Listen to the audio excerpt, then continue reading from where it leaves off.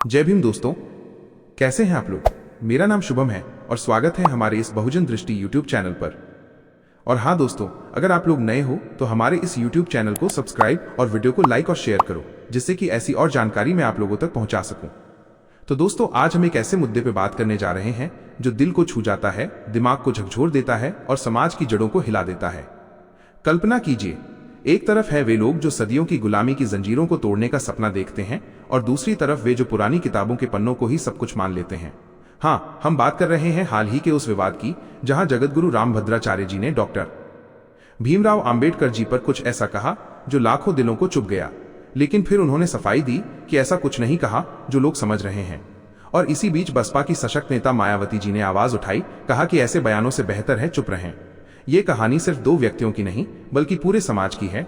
बराबरी की लड़ाई, सम्मान की जंग और संविधान की रक्षा का सवाल। आइए सरल शब्दों में स्टेप बाय स्टेप इसकी परतें खोलते हैं, ताकि आप इसे न सिर्फ समझें बल्कि महसूस करें कि आखिर ये विवाद शुरू कैसे हुआ। सितंबर 2025 के मध्य में मेरठ में एक कथा के दौरान रामभद्राचार्य जी ने मनुस्मृति का जिक्र किया।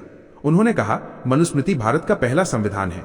इसमें एक भी ऐसा वाक्य नहीं है जो हमारे आज के संविधान के खिलाफ हो।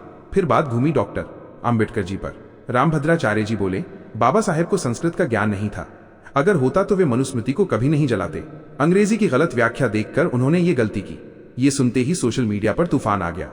लोग कहने लगे, ये तो बाबा साहेब का अपमान है। मनुस्मृति को संविधान से ऊपर रखना और अंबेडकर जी को संस्कृत न आने का इल्जाम लगाना, ये सब कैसे संभव। क्योंकि हम सब जानते हैं बाबा साहेब एक महान विद्वान थे। उन्होंने कोलंबिया यूनिवर्सिटी से पीएचडी की, लंदन स्कूल ऑफ इकोनॉमिक्स से पढ़ाई की और 26 भाषाओं का ज्ञान रखते थे, माइनस संस्कृत सहित। वे मनुस्मृति को इसलिए नकारते थे क्योंकि इसमें वर्ण व्यवस्था थी जो असमानता सिखाती लगती है। लेकिन रामभद्राचार्य जी का बयान सुनकर लगता था जैसे पुरानी किताब को नया दर्जा दे दिया गया हो और संविधान को कमतर आंका गया। अब सोचिए दोस्तों, ये बयान सिर्फ शब्द नहीं था, यह एक चिंगारी थी जो समाज के पुराने घावों को फिर से कुरेद रही थी। एक्स, जिसे पहले ट्विटर कहते थे, पर हजारों पोस्ट्स आ गए। एक यूजर ने लिखा, रामभद्राचार्य जी, बाबा साहेब ने संविधान बनाया जो सबको बराबरी देता है। मनुस्मृति पुरानी हो गई, अब समय नया है। दूसरे ने कहा, यह अपमान नहीं तो क्या है। दलित समाज सदियों से लड़ रहा है सम्मान के लिए। वीडियो क्लिप्स वायरल हो गई। रामभद्राचार्य जी की कथा के वो पल जहां वे मनुस्मृति की तारीफ कर रहे थे और अंबेडकर जी पर सवाल उठा रहे थे। लाखों व्यूज, हजारों लाइक्स और गुस्से की लहर। लेकिन विवाद यहीं न रुका।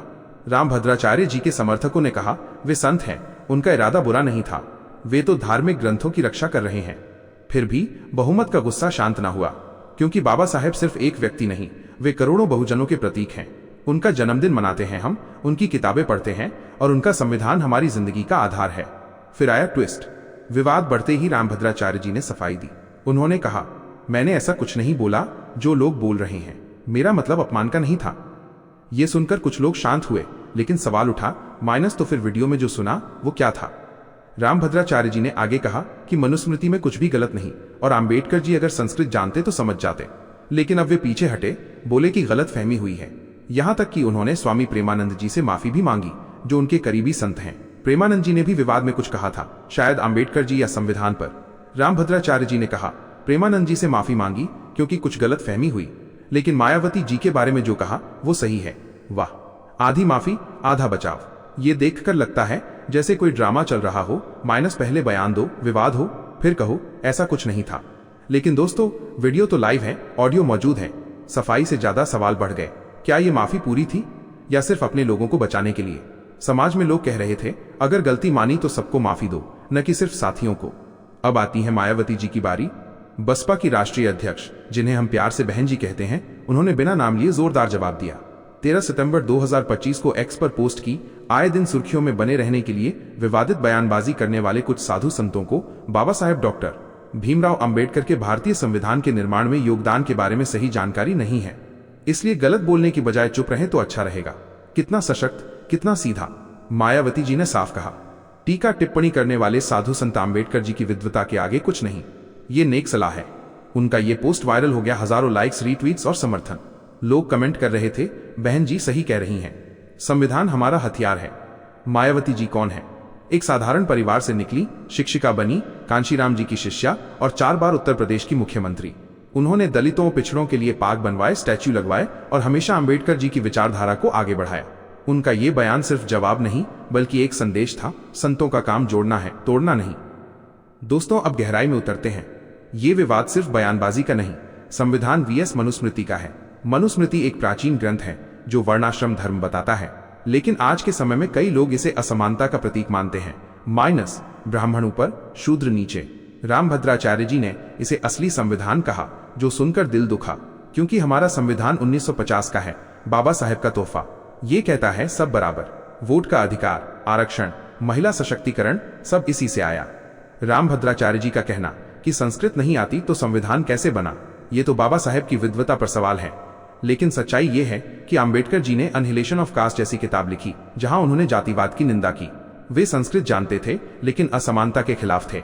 मायावती जी ने मार्च 2025 में भी इसी पर बोला था। बाबा साहेब को मनुस्मृति का पूरा ज्ञान था, और मुझे भी। उन्होंने कहा, बीजेपी सरकार पर हमला बोला कि कानून व्यवस्था बिगड़ रही है। यह विवाद पुराना है लेकिन हर बार नया दर्द देता है। सोशल मीडिया पर क्या हो रहा था? एक्स पर #बहनजी_सही_कह_रहीन_ हैं ट्रेंड कर रहा था। एक पोस्ट में लिखा, रामभद्राचार्य जी का बयान अशोभनीय है, बाबा साहेब ने हमें आजादी दी, बराबरी की। दूसरे ने शेयर किया वीडियो जहां मायावती जी कह रही हैं, साधु संत अपने दायरे में रहें। समर्थकों ने रामभद्राचार्य जी का बचाव किया, वे उम्र में बड़े हैं, संत हैं। लेकिन बहुमत संविधान के पक्ष में। एक पोस्ट में 172 लाइक्स थे, जहां लिखा, बसपा है तो वजूद है। ये देखकर लगता है समाज जाग रहा है। युवा पीढ़ी कह रही है, पुरानी किताबें पढ़ो लेकिन संविधान को मत भूलो। और हाँ, ये राजनीति से जुड़ा भी है। बसपा आम्बेडकरवादी है और ऐसे बयान वोट बैंक को प्रभावित करते हैं। लेकिन मायावती जी ने इसे राजनीति से ऊपर रखा, माइनस सम्मान का सवाल बनाया।